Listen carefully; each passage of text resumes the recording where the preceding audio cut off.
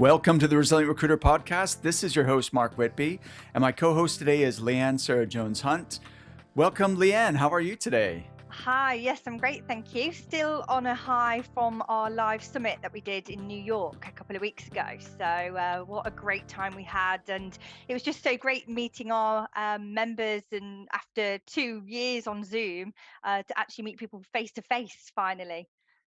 Absolutely. It was amazing and quite surreal, actually, to people who we know already. We had about 20 of our clients from the States who got together in person in New York City 2 weeks ago, and people who we know really well, but have never actually met in person. And to see them in three dimensions, be able to shake their hand and give them a hug was amazing. And also just how much more you can go in depth with topics when you've got 2 full days instead of, just a weekly coaching call. So that was such a, amazing Amazing experience. experience. Yeah, it was awesome. Yeah. So listen, topic for today. Do you want to announce it? Yes, so mistake number 5 is recruiters doing everything manually instead of leveraging automation. So we're going to go quite deep on this. There's probably 5 or 6 different buckets that people fall into. It's probably a case maybe you've tried it, it hasn't worked for you, or you don't know where to start with it, or perhaps you are using automation but are wanting to level up. So there's probably different angles and opinions when it comes to automation. Yeah, absolutely. Good point. So we definitely today want to outline kind of the benefits of leveraging automation, but also maybe highlight some of the pitfalls and like the do's and don'ts because um, it's kind of a double-edged sword, automation, right? If used well, it's such a fantastic way to save time and be able to reach more people. But if you do it wrong, then it kind of backfires. And I actually think that's the fear of that happening is one of the things that stops people from even attempting it, which is a shame because it has, it is so powerful. So let's maybe first talk about the benefits, like why. Well, no, first, let's talk about some of the ways that our clients are leveraging automation to make more placements and increase their billings.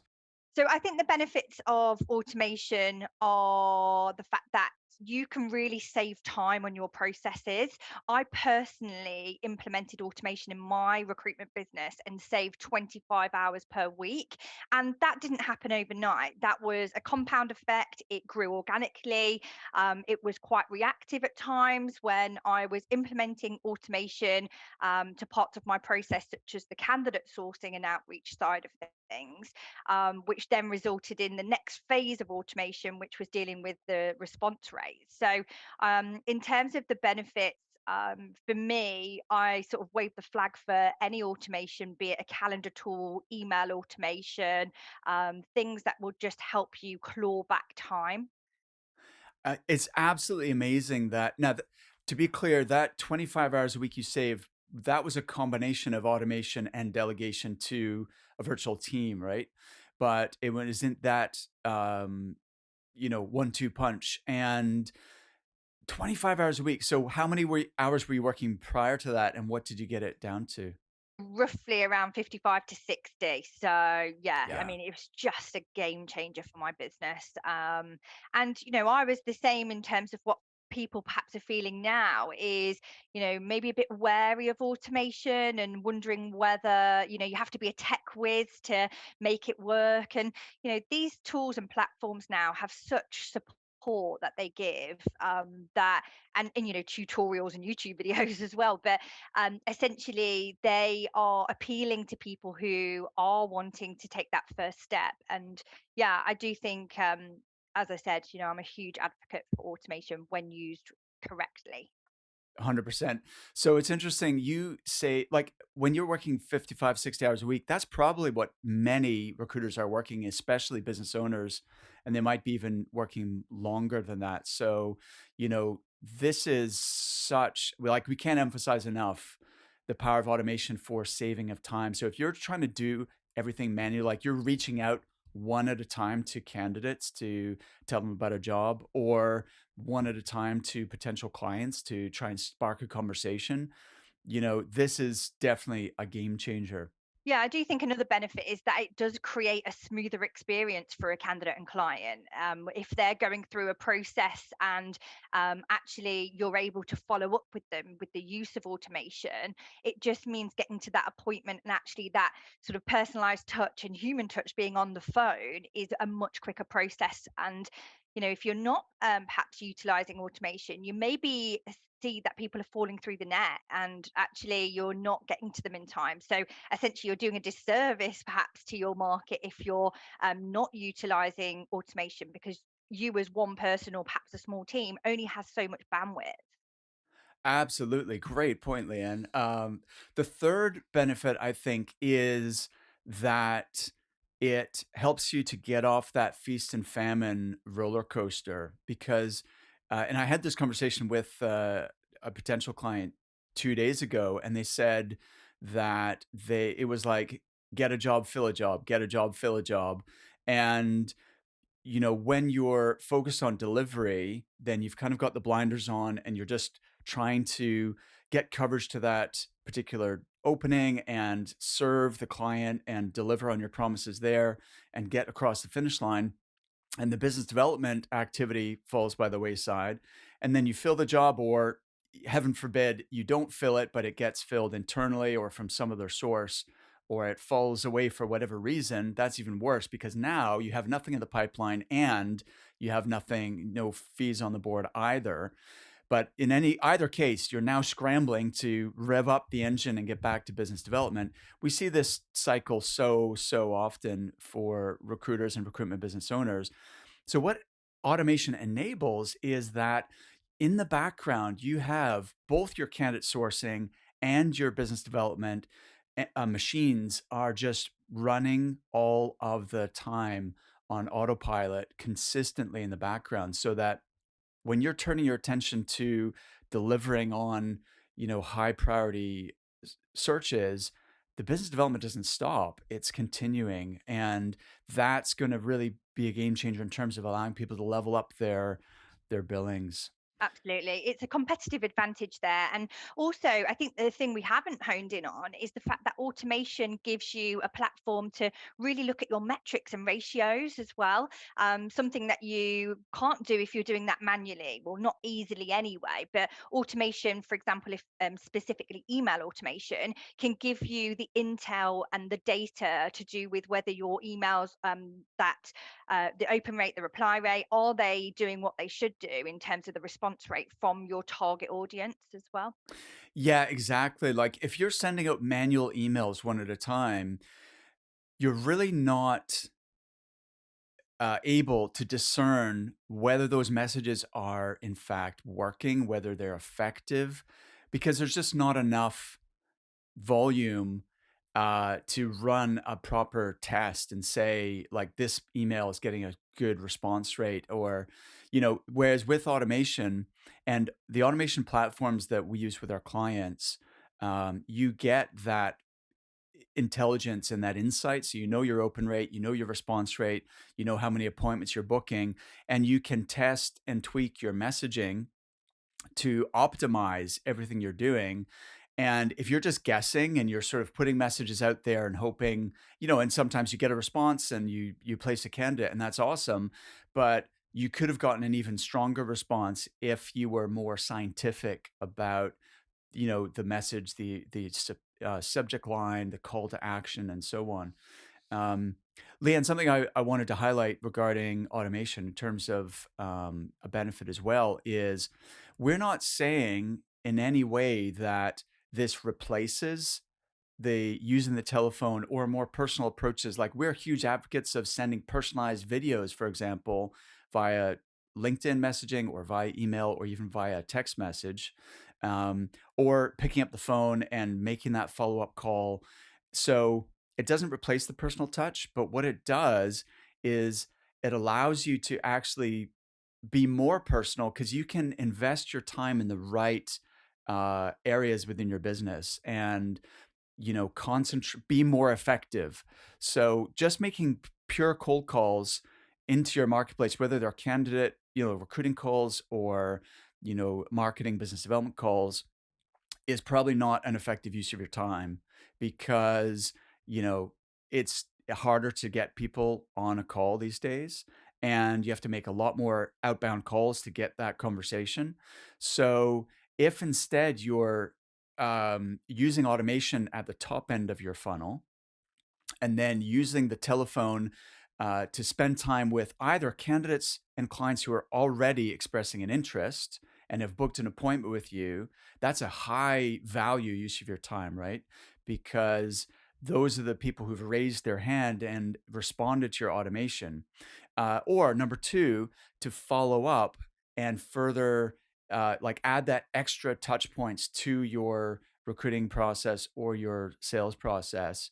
um, I think it's going to be a much more effective use of people's time. Yeah, I completely agree. It's to supplement rather than replace. And I did a poll recently on LinkedIn to do with email automation just to see what the market felt and their attitude towards email automation. And actually, 59% said that email automation was awesome. But there are still those people who perhaps haven't tried it because they don't know where to start, as I mentioned earlier, or have tried it, perhaps haven't given it enough time, because I think people may put an email campaign out, maybe have like 3 or 4 sequences and send it out to say 20 people, and then they just rule it out because it didn't bring the results that they wanted. So I do think there's a lot of patience and investment that's needed at the beginning, but once you start seeing the benefits in terms of clawing back that time, but also the actual journey of a prospective candidate or client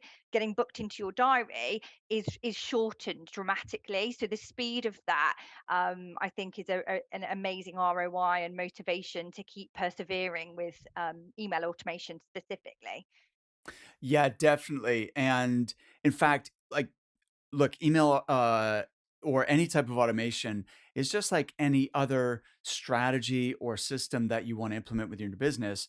Um, It absolutely does work if you do it the right way, and we'll share some tips on do's and don'ts in a minute, but, we give our clients the complete playbook on how to leverage automation successfully, but don't just, try it a dip your toe in the water and then make a judgment that, oh, this doesn't work, or, I guess automation isn't going to work in my market or with my, in my industry or whatever. That is just not the case. You need to do it properly, give it long enough, and test and tweak your messaging with sufficient volume of emails going out to find the way to make it work, and we can certainly shortcut that process. One thing which we sort of skipped over is to give specific examples of what to automate. So there's Yeah.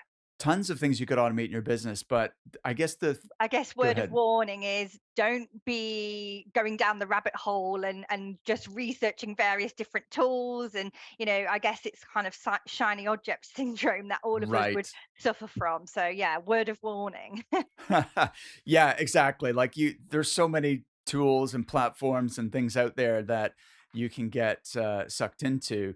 But I would say the three top things that our clients automate straight away. Well, like in the first 30 days of working with new clients, we get them to uh, improve their tech stack and get that absolutely sorted. But the three key things are number one, candidate outreach. So again, not completely automate, not replace the telephone, but allow you to reach more candidates more effectively and faster, fill jobs faster, right? So candidate outreach, and also then client outreach, business development, lead generation. So those would be two examples of ways of leveraging automation, and it could be, well, it definitely will involve email automation. It might involve LinkedIn automation, although there's pros and cons to doing it that way. But it will certainly involve email automation, and so those are both, I would say, lead generation, either client, candidate, or client. But then we've also got the lead nurture side of things. So let me ask our audience a question: do you have a consistent, um, nurture process for all of the clients and candidates in your database?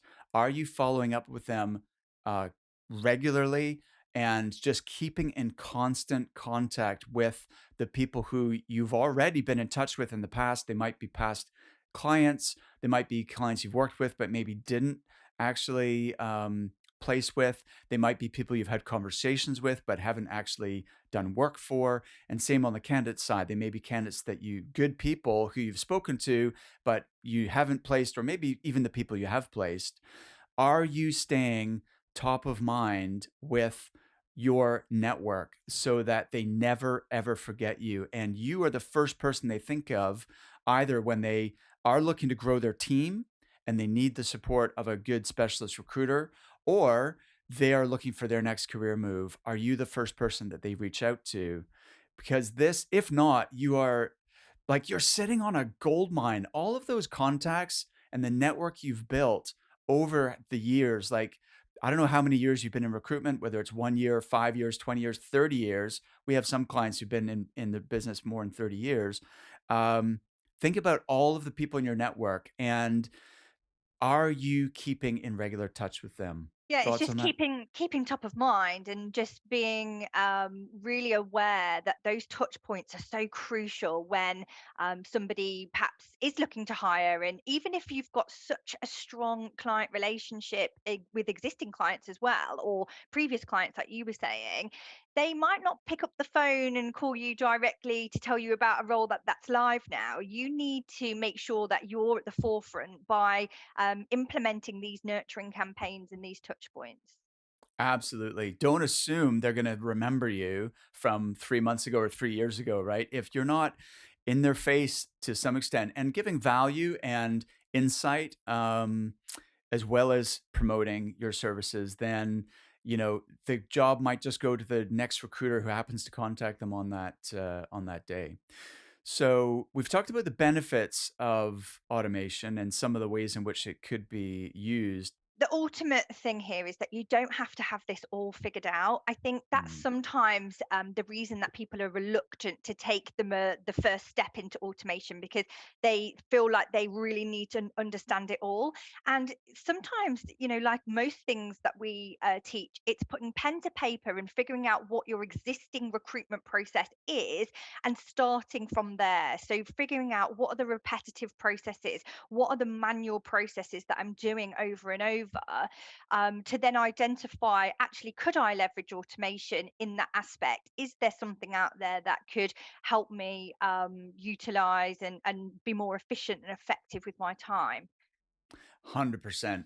So number one, that's a great place to start. In fact, that could be an action that you take away from this episode is write down all the steps in your sales business development process. Number two is write down all the steps in your candidate sourcing and recruiting process and just look at which of those steps could you leverage automation. Um, Number two is we do want you to personalize these messages. And I mean, minimum would be using the candidate's name, of course, but you can take it much further than that. Like, this is not what I want people to understand is this is not an email broadcast. Okay. This is not like you're sending an email to, 50 or 500 or 1,000 people or 20,000 people at the push of a button. These are um, smaller, highly targeted campaigns that look and feel to the recipient exactly like a one-to-one message. So they have to be highly personalized. And you could even take that further. And if you want to personalize at scale, you could write a personalized first line to an email campaign. So you set up a multi step email campaign, but the very first email, and of course they're templated, but they're very targeted and tuned in to the exact terminology and language of your marketplace, showing that you understand their pain points, you understand, their goals, you understand the trends, challenges in their industry that they're facing, and so that they feel it's relevant. You could just write one personal line to show that you have actually looked at their LinkedIn profile or their website and you've done some research about their business, and just make one sentence uh, referencing that research that you've done, which potentially could elevate the impact of your email and the response.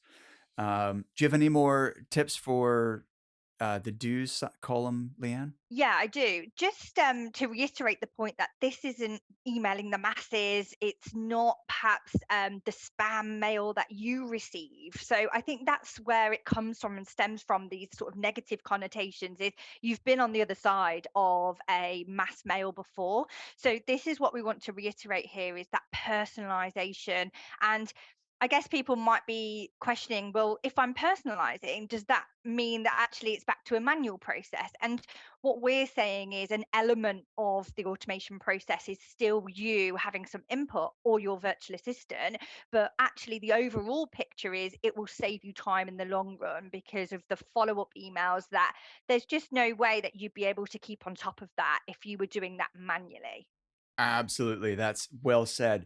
And so let's go to the don'ts column because you've already alluded to it. I think the thing that puts people off from really even attempting this is they've seen so many examples, or maybe they've received examples of automation done badly, and that's what they associate with email or LinkedIn automation is where it's just bad, right? Like either it's obvious that it's automated or it's not relevant to them and the person sending it obviously hasn't even looked at their LinkedIn profile prior to sending the message, and that's a dead giveaway, right? That this is automated if the content of your message is in no way relevant to the recipient and they haven't just taken that time.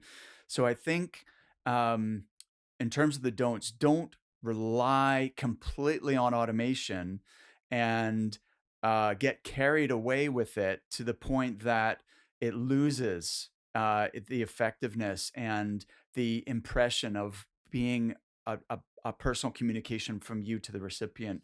So, one example or one important don't is do not send these messages out without first looking at your list, the recipient's LinkedIn profile, and confirming that this is in fact a relevant target candidate or client.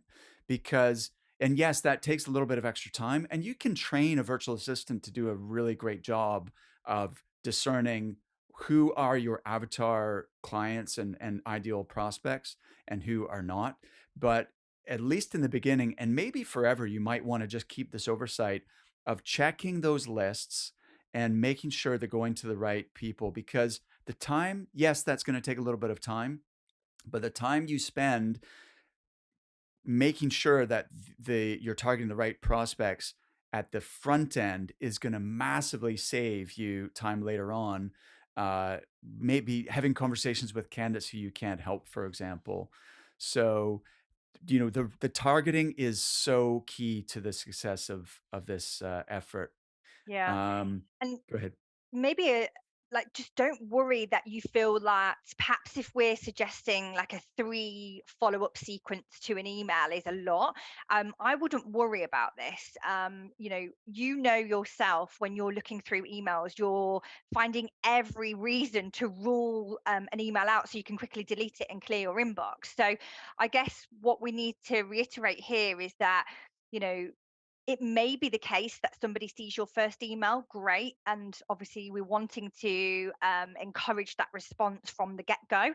But if you perhaps feel that two, three, four emails as a follow-up is too much, we have seen, we've seen obviously the opposite in terms of the results that we've seen in the group. Exactly. So I think the mistake there is um, not following up enough and giving up too soon. Like maybe just sending one email because you don't want to bother people or you're worried about being them getting annoyed. The reality is the opposite. Like you are leaving money on the table if you're not sending at least 3 messages regarding a specific opportunity or to introduce yourself to a client. And we have seen examples of people getting a really positive response from 5, 6, or more follow-up messages. And we have the stats to prove it. Like on the automation platforms we use, it shows you what is the percentage response to email number 1, email number 2, email number 3, and so on. And you can see that if people had just stopped after 1 or 2 emails, they would have missed half of the responses and failed to connect with that particular client or that particular candidate, which would just be such a shame. The candidate would have missed out on that opportunity, and you would have missed out on the placement potentially just by not being persistent enough. Um, Another mistake, and this has to do with the personalization, is, and a giveaway that this is automated, is you and or your team member, your assistant, have not visually looked at the data points in your data set, like, the fields or the columns in your spreadsheet. So first name, last name, company name, and so on, and made sure that they're natural and there's no anomalies there. So for example, if you've gathered this data from LinkedIn, often people have special characters like emojis in their name or their job title, for example, or they might have, instead of a job title, they might have a professional headline like helping recruiters to maximize their billings, right? Could be something I might have. Now, if someone sends me an email and says, "Hi, Mark, looking at your role as, your role as director at helping recruiters to increase their billings," that's obvious that they've just taken the exact wording from my LinkedIn profile and stuck it into a merge field, right? Or if someone had written, "My full company name is Breakthrough Coaching Limited," but you would never write an email to someone and say, you know, "We would love to introduce our services to Breakthrough Coaching Limited." It just doesn't, it's not natural. So you or your VA need to clean up that spreadsheet, and you would just abbreviate it, right, to Breakthrough or Breakthrough Coaching. You wouldn't put the limited in there in a merge field. You want to make sure the job title is correct. You want to make sure that that there's no emojis in, whatever you're sending out to people. So that's just a little thing. This is like a nuance, right? But it's the make or break factor to whether someone responds to your email or whether they, put you in the bucket with all the spammers. Leanne, any other big no-nos that you've seen? Um, just what I mentioned before, and to reiterate Mhm. again, don't go down the rabbit hole. There are so many tools and platforms out there that will sell you the world in terms of what they can do. And do your homework. Absolutely, invest the time in jumping on a call and doing a demo with somebody. And I guess the beauty of being part of our recruitment community is we have a member tool directory. We regularly compare and share ideas about tools. So we're not led down the garden path, and negotiation and costs is always spoken about, but just make sure you're doing your homework and you're not wasting your time on tools that perhaps aren't going to be effective for your business. Absolutely. That's a great one. I'll just give people one more tip, and then we've got a couple of announcements for you guys. So first of all, final tip in terms of creating the feel that this is a personal one-to-one message between you and the recipient is write for an audience of one. Do not write your message as if you're speaking to a group. So even if this message is going out to 500 people, the recipient should feel that you're writing only to them. So what what I suggest is when you're writing the message, imagine one person, imagine maybe your best client or one specific prospect or one specific candidate that you're writing this message to, and just make sure that your language is appropriate to writing to one person and that you're not addressing a whole group. So, listen, Leanne, what are we talking about next episode? So next week we're going to be discussing mistake number 6, which is not posting original content on LinkedIn. Now, we are huge advocates for posting original content on LinkedIn. We have now got a bit of an accountability group happening within our membership and our inner circle recruitment coaching program. We have implemented this into our high altitude training, which is our onboarding program, on how to produce content, the ideas, and also just a really finesse strategy now that we've rolled out. So we'll be discussing some tips and tricks and hacks next week. I am really looking forward to that. As you know, this is a topic we're both passionate about. And by the way, be sure to, if you're not already connected to and or following both me and Leanne, then jump on LinkedIn, send us a connection request or click the follow button because you'll see examples of our content, but you'll see also the people that we're liking and commenting on who are our members, and you'll see examples of what they're posting. That will just give you a little flavor of what we're doing within our group, but it's a topic that we are true believers in. Mhm. Um, Which Go has ahead. resulted in candidate and client placement. So we'll talk about that next week. Yeah, like there's a measurable ROI of LinkedIn posting, and we'll be able to share examples of that in due course. So we have our final cohort of the year, starting our high altitude training and joining our inner circle coaching program on November 28th. So if you are at all interested in learning more about what we do in our coaching program, how it works and how it whether it might be a fit for you, then book a strategy call with us. It's recruitmentcoach.com/breakthrough, and you will get on a call with either me or Leanne, or the actual person you'll meet on that call will find out more about your business, what your goals are, what your challenges are, and we will help you on that call to outline a roadmap for how you can achieve your goals and remove those roadblocks. And then, if you're interested in our coaching and we believe we can help you, then we can spend a bit of time talking about what that would look like.